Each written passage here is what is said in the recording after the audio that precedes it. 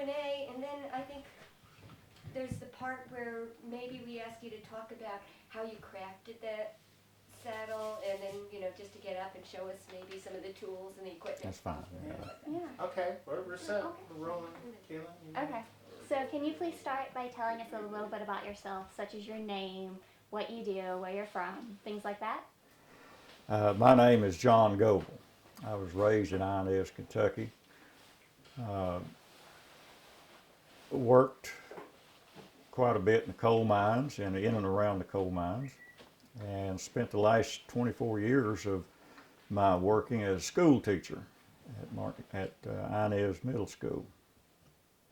I'm a Baptist minister. I pastored New Friendship Church for about 31 years. I'm married, have 2 grown children, have 6 grandchildren. I'm a horse enthusiast. I've always loved saddle horses, and like to garden. That's about it. You need any more information about that? No, we're good. You said that you are from the Appalachian area. So to you, what does it mean to be Appalachian? Well, I've always been proud of Appalachian culture.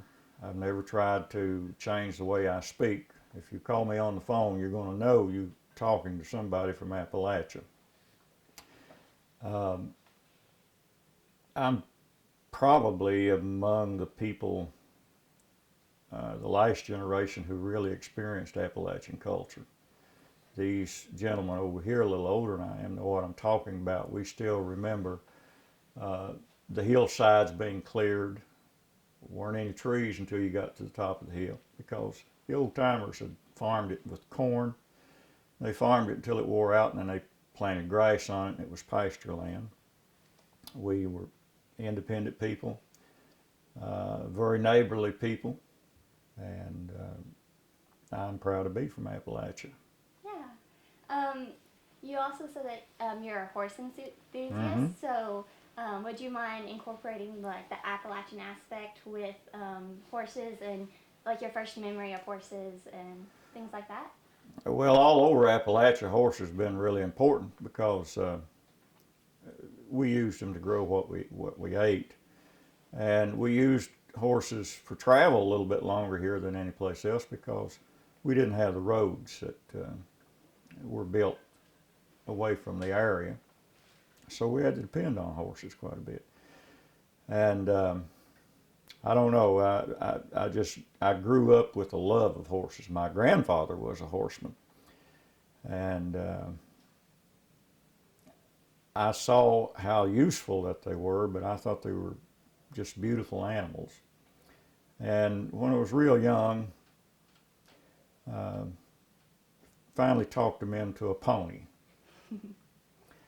And he was a small pony, and I rode him until I was too big for him. Then I got another pony, and I broke him to work, plowed gardens for the family, and I was never without some kind of horse. When I got a little older, I discovered gaited horses, saddle horses, and I just fell in love with the ability to get on a gaited horse and go through the mountainside or down a country road at a comfortable pace, and they've been a big part of my life. They've been here ever since I've been here on this farm. It's about 40 years. Have 3 now. I have a wonderful old stallion out there that's 13 years old. I have a good gaited mare that's about 10, and then I have a filly colt who's 3 by those 2 horses. You mentioned gaited horses. Can you tell us a little bit of the history behind gaited horses? Well, Kentucky, of course, is famous for horses. Gaited horses are the horses that have a broken 4-beat gait. Horses tend to do 1 or 2 gaits. They either trot or they pace. Trotty gait is referred to in the horse world as being square, and the pace is referred to as being loose. And you want you want to try to get a horse that's somewhere in between there. That when he's traveling on a hard surface road, you can hear 4 beats. And when he does that, it stops the up and down motion of a trot. If you've watched Western movies and you see somebody take off on a horse and they're bouncing up and down, well, that's a non-gaited horse. And they take the swing away from a pace. A pacing horse tends to swing, and that can be hard on your back. So you want one that has 4-beat gait. And in the hills of Kentucky, especially the mountains, eastern Kentucky, old farmers for years maintained gaited horses, and they bred for gait and temperament. They wanted a horse that could plow through the week and hook to a wagon on Sunday if they needed to go to church, or on Saturday they needed to go to town, or if they needed to pile sacks of corn on his back to go to the mill. They wanted an all-purpose horse. But he needed to have that 4-beat gait to be comfortable and cover long distances. I remember years ago traveling through Wolfe County, Morgan County, some of the western counties west of here, and there's a lot of tobacco raised. And you could stop by those farms, and these tobacco farmers would always have an old mare that was really broke to plow tobacco. And a horse has to be good to plow tobacco. You could never buy her, but every year he would raise a colt from that old mare. And he did it for one purpose, to sell. So you could pick up some pretty good colts, bring them home, break them. But it's something that I fell into very young, and I've always loved horses. Yeah. You also mentioned, and we've also heard that, especially with the quilted saddles, they're made for gaited horses. Can you go further in depth on that? Gaited horses need a lot of freedom in their shoulders because their movements come down long, sloping shoulders. And Western stock saddles tend to bind the movement of the shoulders of a gaited horse. And the Kentucky tree, which probably is an adaptation from an English tree, has a front fork that tends to loosen up the withers and the shoulders of a gaited horse. Gives him a lot more freedom of movement. And you can tell it if you put a Western stock saddle on your gaited horse and you don't enjoy the ride so much, and then next day you put on a English cutback or one of these quilted saddles, you can tell how much more freedom he has of movement. And so that has something to do with, these saddles were designed to be comfortable for both horse and rider. We'll get into that a little bit later. Yeah. How did you get started in dealing with the quilted saddles? Like about everybody my age, we could remember some of them. And there's a picture in the house somewhere of my granddad probably on Middle Fork Road, and he's standing by an old horse with a blind bridle, and on his back is a quilted saddle. And we could remember them.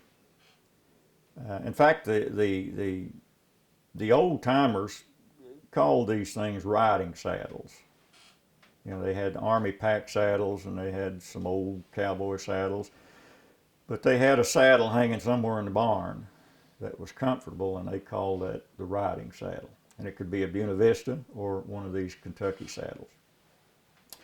And I think I mentioned to you before, because of a little back trouble, I got in the process of searching for one because I thought it would help my back problem.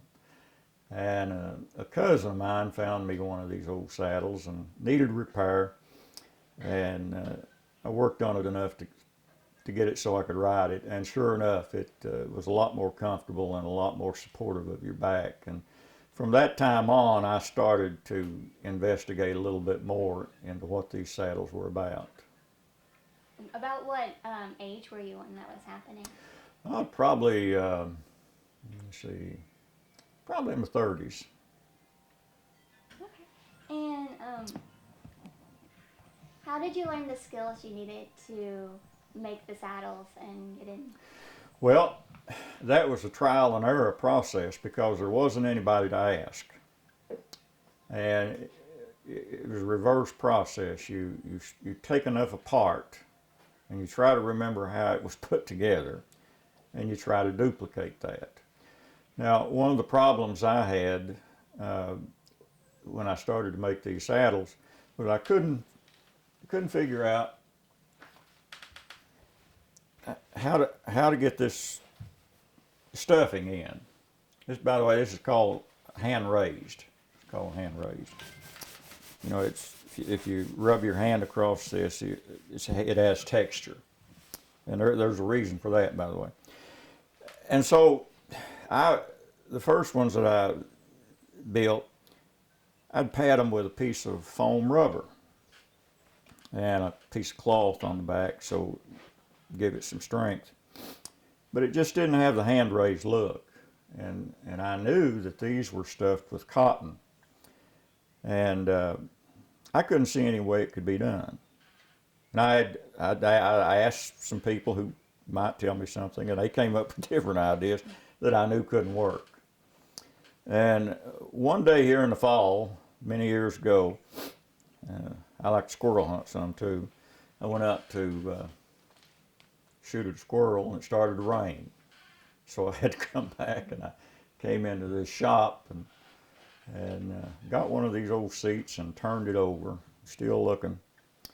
And suddenly I could see something I'd never seen before. There was a hole. Everywhere there was a hole. And it came to me real easy then that they first stitched the cloth onto the leather, punched a little hole in there, and stuffed it full of cotton. You know, some people could have figured that out pretty quickly, but I didn't.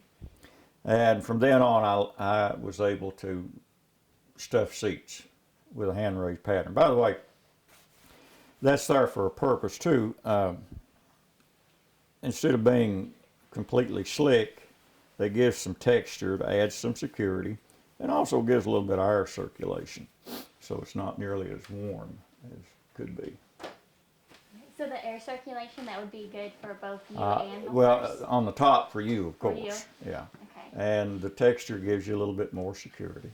Yeah.